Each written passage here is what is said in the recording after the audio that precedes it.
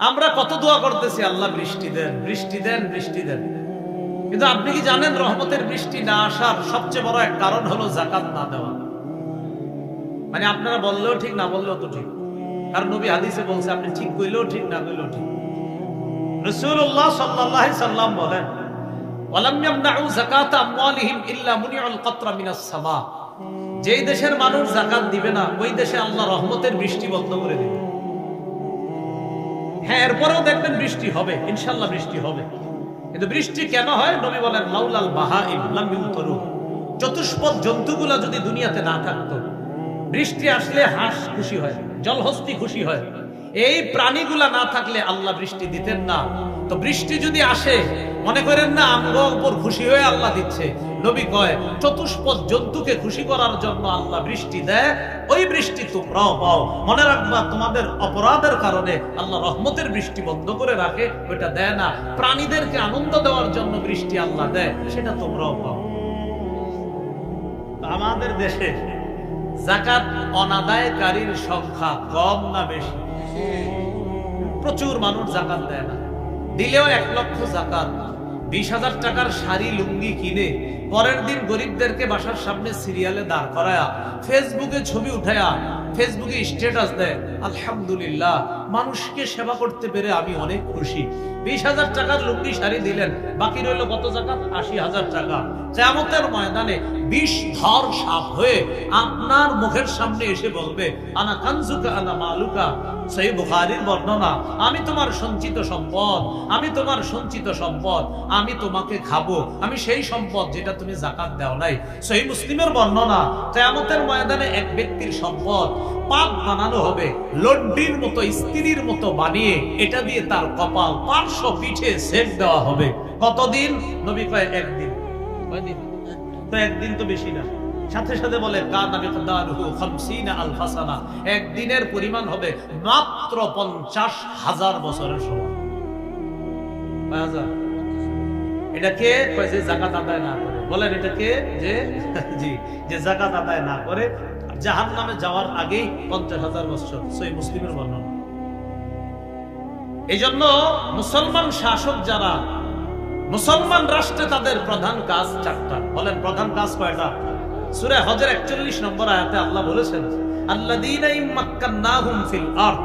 আমি যাদেরকে মুসলিম দেশের শাসন ক্ষমতায় বসাই, আমি যাদেরকে শাসক বানাই, তাদের প্রধান কাজ হবে 4টা। কয়টা হবে বলেন তো? আকামুস সালাহ, 1, তারা রাষ্ট্রীয়ভাবে নামাজ কায়েম করবে। 2, ওয়া আতাউজ যাকাত, যাকাত আদায় করবে। রাষ্ট্রীয়ভাবে যারা যাকাত আদায় করে না, তাদের থেকে যাকাত আদায়ের ব্যবস্থা করতে হবে। 3, ওয়া আমারু বিল মারুফ, নেক কাজের আদেশ করবে। 4, ওয়া নাহাউ আনিল মুনকার, অসৎ কাজ থেকে নিষেধ করবে। এটা ইসলামী রাষ্ট্রের মৌলিক 4 কাজ।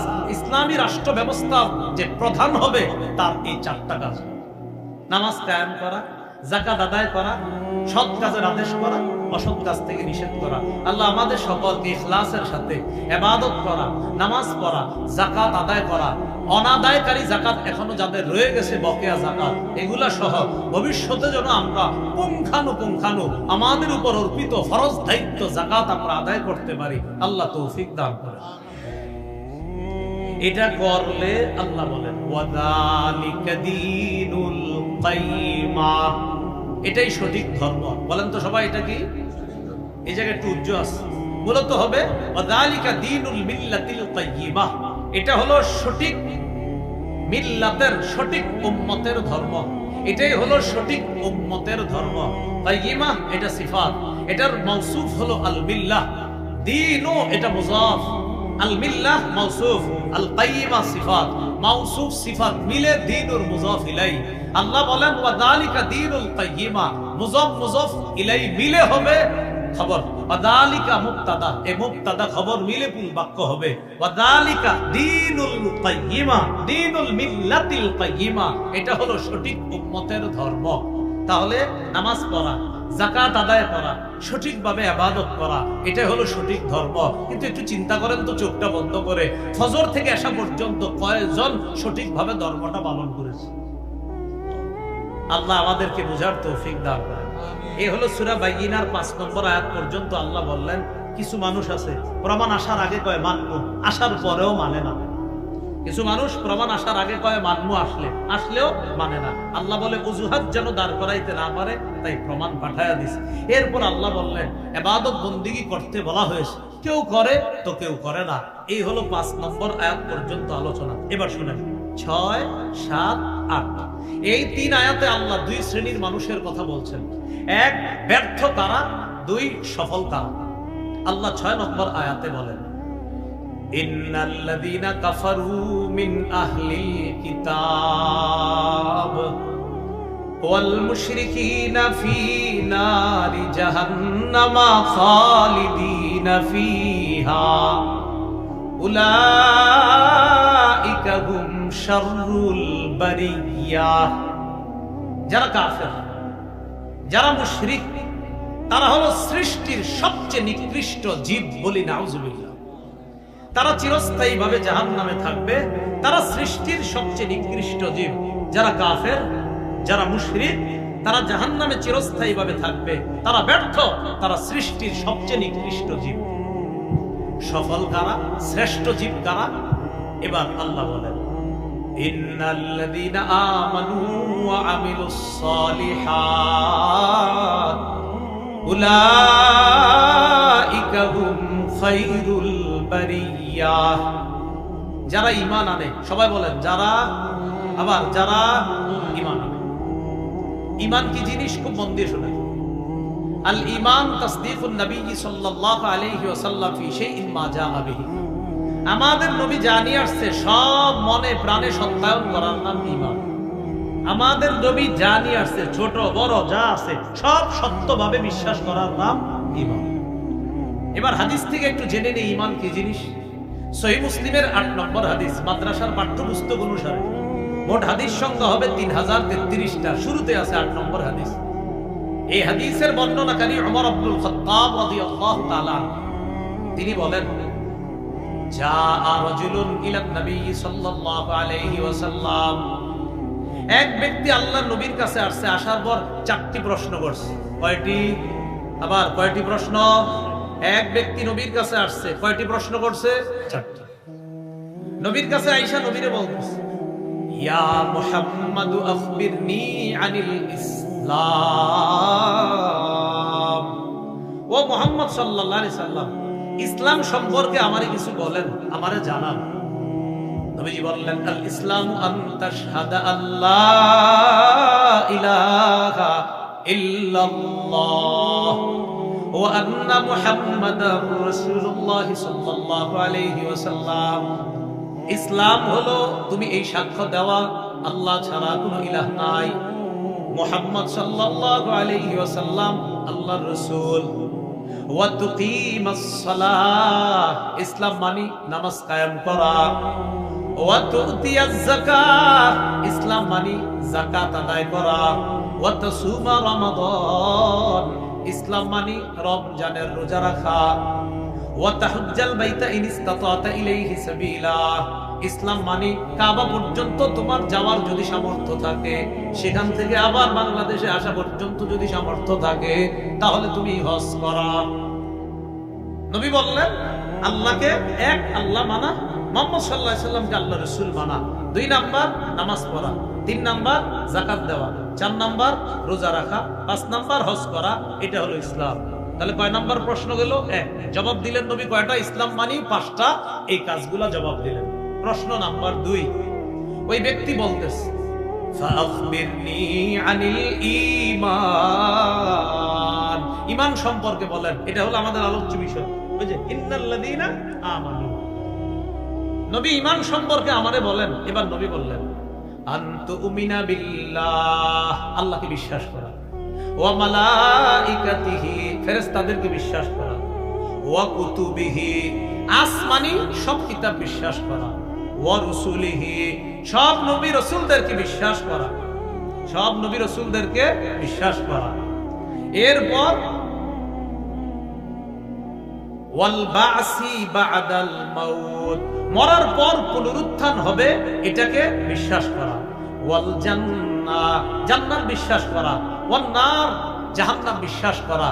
ওয়াল হিসাব ওয়াল মিজান, হিসাব হবে এটা বিশ্বাস করা। তোমার আমলগুলো ওজন করা হবে, মিজান আছে, পাল্লা আছে, এই পাল্লা বিশ্বাস করা। আর ওই পাল্লা আবার রূপক অর্থে না, অনেকে আবার ব্যাখ্যা করে রূপক, না না না না, নাউজুবিল্লাহ। পাল্লা পাল্লা পাল্লাই কেমন হবে আল্লাহ ভালো জানেন। কত বড় দাউদ নবীরে আল্লাহ দেখাইছে। দাউদ নবী বলেছিলেন আরিনিয়াল মিজান, আল্লাহ পাল্লাটা দেখান। দেখিয়েছিলেন, বেহুশ হয়ে গেছে। হুশ ফিরে আসার পর আল্লাহ বললেন কি ব্যাপার, বেহুশ হয়ে গেলেন কেন? বুখারীর হাসিয়াতে আছে, দেখবেন নিচে ওই আনাদুল মাওয়াজিন আল কিসত লিয়াউমিল কিয়ামা, এটার হাসিয়াতে দেখবেন সুন্দর করে আছে। তো দাউদ নবী বললেন আল্লাহ যা দেখলাম, দেখে বেহুশ হয়ে গেছে। কি দেখলেন? দেখলাম পাল্লা পুরো দুনিয়া ঢেকে গেছে। তো বেহুশ হয়েছেন কেন? এত বড় পাল্লা কি কেউ ভরতে পারবে আমল দিয়ে? নবীরাও তো পারবে না, উম্মত পরের কথা। নবীরাও এত আমল করে নাই যে পুরা দুনিয়া পরিমাণ পাল্লা ভরবে। আল্লাহ বললেন টেনশনের কিছু নাই, ইখলাস ওয়ালা একটা খেজুর যদি কেউ সদকা করে, এটাই ওই পাল্লা ওজন। এই জায়গায় কোনো রূপক অর্থ মাথায় এনে না, পাল্লা পাল্লাই, সত্যি পাল্লা আল্লাহ কায়েম। মিজান এটা বিশ্বাস করা, এটা কি করা বলেন? বিশ্বাস। এরপর কি? ওয়াল কদরি কুল্লিহি খাইরিহি ওয়া শাররিহি মিনাল্লাহি তাআলা, ভালো মন্দ সব আল্লাহর পক্ষ থেকে, এটা বিশ্বাস করার নাম হলো ঈমান। আল্লাহ বলছেন সফল কারা? ইন্নাল্লাযীনা আমানু, যারা ঈমান আনে। সফল কারা? যারা ঈমান। হাদিসটা শেষ করে নেই। এক নাম্বার প্রশ্ন হলো ইসলাম, দুই ঈমান। এবার তিনি প্রশ্ন করলেন আখবিরনি আনিল ইহসান, আমার ইহসান সম্পর্কে একটু বলেন। নবী বললেন আনতা আবুদাল্লাহ কাআন্নাকা তারাহ, তুমি আল্লাহর ইবাদত এমন ভাবে করবা যেন তুমি আল্লাহকে দেখতে পাও। ফাইল্লাম তাকুন তারাহু ফাইন্নাহু ইয়ারাক, যদিও তুমি আল্লাহকে দেখতে না পাও, নিশ্চিত আল্লাহ তোমাকে দেখতে পাচ্ছে। তাহলে আমি আল্লাহকে দেখি না, দেখেন এই যে আল্লাহ, আল্লাহ আমি আপনারা দেখতেছি, না না আমি তো দেখি না, আল্লাহ তো দেখে। নবী বলতেছেন ইবাদত করো কেমন যেন আল্লাহকে দেখতেছি। আচ্ছা আমি দাঁড়াইলাম, আমি কেমন যেন আল্লাহকে দেখতেছি, না হাবিব আমি তো আল্লাহকে দেখি না। নবী বলে সমস্যা কি? ফাইন্নাহু ইয়ারাক, আল্লাহ তোমাকে দেখে। এটা ইহসান। বলেন এটা কি? তাহলে এক নাম্বার এই জায়গায় গেল ইসলাম, দুই ঈমান, তিন ইহসান। এগুলো আপনারা একটু মুখস্থ রাখেন কথাগুলো, চা দোকানের সামনে বসে এগুলো বলবেন। বলবেন ইসলাম ঈমান ইহসান বুঝো, বলবেন ইসলাম ঈমান ইহসান বুঝো। কি বলবেন? যে ইসলাম আল্লাহরে মানা, নবীরে মানা, নামাজ পড়া, রোজা রাখা, হজ করা, যাকাত দেওয়া, এটার নাম বলবেন ইসলাম।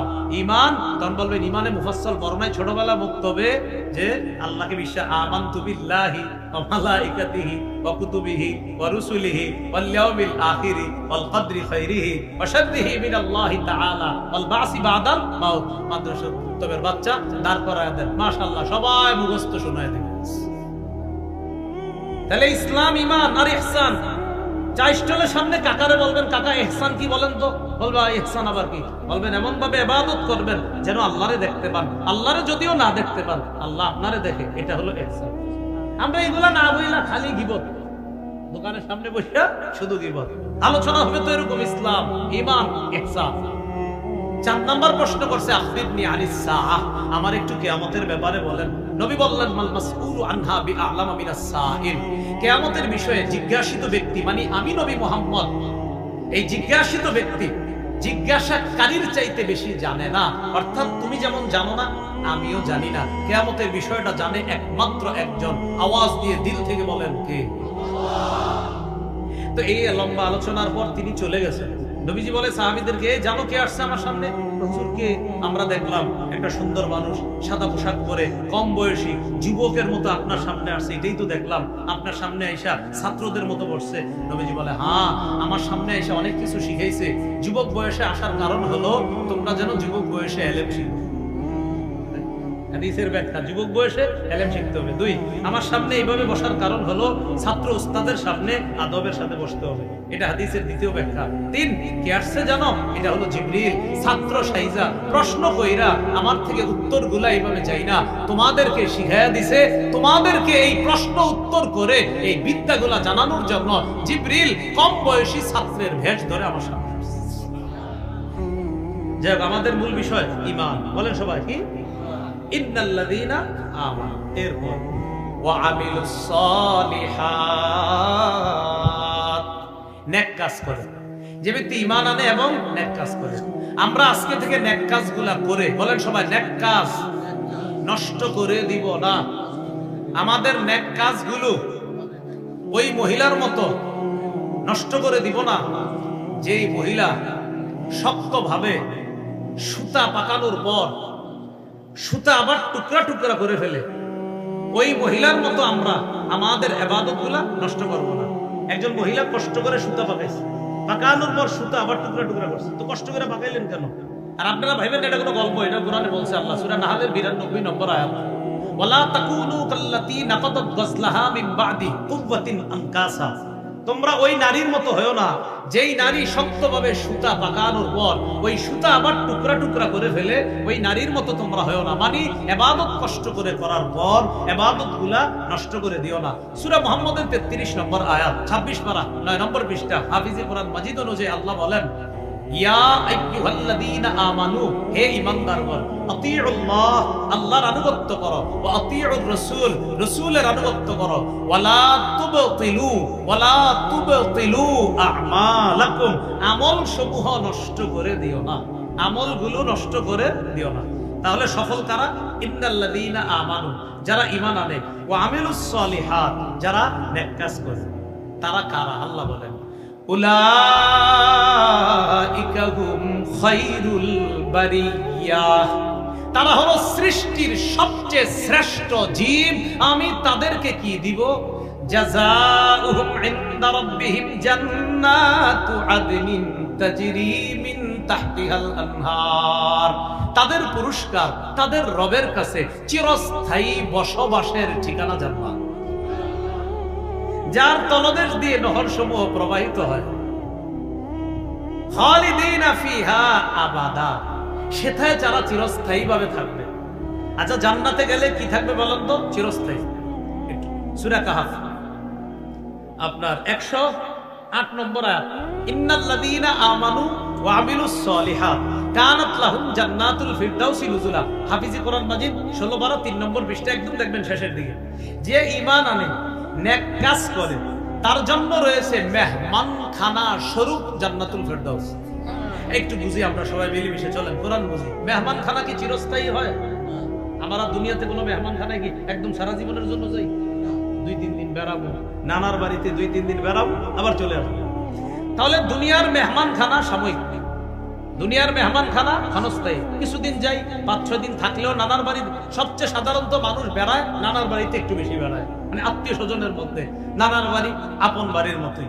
আর বিশেষ করে নানা নানু তারা যদি বেঁচে থাকে, তাহলে মজানো, বেড়ানোটা খুব মজা। এখন নানার বাড়িতে গেলে সর্বোচ্চ 7-8 দিন থাকার পর কি বলে, আম্মারে আব্বারে, আব্বা আর না, চলেন বাড়িতে চলেন। এর মানে মেহমান খানা দুনিয়াতে বেশি দিন না। কিন্তু আল্লাহ বলেন, জান্নাতীদেরকে আমি যে মেহমান খানাটা দিব, খালিদিনা ফিহা, এটা ক্ষণস্থায়ী না, সেটা চিরস্থায়ী মেহমান। আমি আল্লাহর মেহমানদারি চিরস্থায়ী ভাবে চলতেই থাকবে। এবার আসেন, লা ইয়াবগুনা আনহা হিওয়ালা, কয় দুনিয়ার মেহমানরা 2-3 দিন থাকার পর কয় এ চলে যাই। আল্লাহ কয় লা ইয়াবগুনা আনহা হিওয়ালা, আমার জান্নাতি মেহমানরা জান্নাত থেকে অন্য কোথাও কখনো স্থানান্তরিত হতে চাইবেই না, তারা সব সময় সেখানে থাকবে। এটা আল্লাহ বললেন, জাযাউহুম ইনদা রাব্বিহিম জান্নাতু আদনিন, চিরস্থায়ী বসবাসের জান্নাত হলো তাদের পুরস্কার তাদের রবের কাছে। তাজরি মিন তাহতিহাল আনহার খালিদিনা ফিহা আবাদা, সেখানে তারা চিরস্থায়ী ভাবে থাকবে। রাদিয়াল্লাহু আনহুম, আল্লাহ তাদের প্রতি সন্তুষ্ট, ওয়া রাদু আন, তারাও আল্লাহর প্রতি সন্তুষ্ট। আমরা সবাই যেন জান্নাতে গিয়ে আল্লাহর সন্তুষ্টি প্রাপ্ত বান্দা হতে পারি, আর আমরাও যেন আল্লাহর প্রতি সন্তুষ্ট হই, এমন বান্দা যেন হতে পারি। আল্লাহ তৌফিক দান করেন। আল্লাহ শেষে বলেন, যালিকা লিমান খাশিয়া রাব্বা, এটা তার জন্য যে তার রবকে ভয় করে, যে তার রবকে ভয় করে। একটু মন দিয়ে শোনেন, দেখি আপনাদের পরীক্ষা নেই। একদল মানুষ কয় প্রমাণ আসলে মানব। ওই মানুষদের মধ্যে কিছু মানুষ এমন আসেনি যারা প্রমাণ আসার পরেও মানে না। তা আল্লাহ তাদের ব্যাপারে বলে দিয়েছে। কেন বলেন তো? এই কেনটা মনে রাখবেন, যেন আল্লাহর ব্যাপারে কোনো অজুহাত দাঁড় করাইতে না পারে। এই ব্যাপারে আল্লাহ আলোচনা করেছেন সূরা লাম ইয়াকুনিল্লাযীনা কাফারু, এই কিতাবের মধ্যে, অর্থাৎ এই সূরার মধ্যে। এরপর আসেন বাইয়িনা বা প্রমাণ, মক্কার ইহুদি কাফেরদের কাছে বাইয়িনা বা প্রমাণটা যে আসছে, প্রমাণটার নাম কি? আলেমরা বলবো না, অন্যরা বলেন কি জানি প্রমাণটার নাম? হ্যাঁ মাশাআল্লাহ, কে বলছে? মুহাম্মদ সাল্লাল্লাহু আলাইহি ওয়াসাল্লাম। আমি বলছি 3-4 বার বলছিলাম যে তাদের কাছে যে প্রমাণটা এসেছে আল্লাহ পাঠাইছে, এটা হলেন মুহাম্মদ সাল্লাল্লাহু আলাইহি ওয়াসাল্লাম। এটা হলো প্রমাণ। তাহলে প্রথম কথা, একদল কয় প্রমাণ আসলে মানবে, তো আমাদের জানতে হবে প্রমাণটা কি? মুহাম্মদ সাল্লাল্লাহু আলাইহি সাল্লাম। মুহাম্মদ সাল্লাল্লাহু আলাইহি সাল্লাম প্রমাণ হিসাবে আসলেন, আসার পর সুহুফা পড়ে পড়ে শোনাইছে, শোনানোর পরেও একদল কুফরির মধ্যে অটল ছিল। তো তারা যে অটল থাকবে আল্লাহ জানতেন। এরপরে আল্লাহ প্রমাণ কেন পাঠাইছে? আল্লাহ এই জন্য পাঠাইছে যেন আল্লাহর ব্যাপারে কোনো অজুহাত দাঁড় করাইতে না পারে, যেটা আমরা অন্য সূরা থেকে জেনেছিলাম। এরপর আমরা শিখলাম এই সূরার মধ্যে দুই দল, একদল ব্যর্থ আর একদল সফল। ব্যর্থ কারা? যারা কাফের, যারা মুশরিক। সফল কারা? যারা ঈমানদার এবং যারা নেক কাজ করে। আর নেক কাজ করার ক্ষেত্রে, একনিষ্ঠভাবে ইবাদত করার ক্ষেত্রে, ওলামা হযরত ছাড়া অন্যরা বললেন ইবাদতের ক্ষেত্রে মৌলিকভাবে ইবাদত করার কয়টা কথা যেন মাথায় রাখবো? মাশাআল্লাহ, 4টা। 1 নাম্বার পরিশুদ্ধ নিয়ত, 2 নাম্বার ইখলাসের সাথে আমল, 3 নাম্বার আল্লাহর কাছ থেকে পাওয়ার আশায় আমল, 4 নাম্বার মানুষকে না দেখানোর জন্য আমল। আল্লাহ আমাদের সকলকে, আমরা যে কথাগুলো শুনলাম বললাম সূরা বাইয়িনাত, এই কথাগুলো আমরা অন্যদের কাছেও যেন পৌঁছে দিতে পারি, আল্লাহ তৌফিক দান করেন।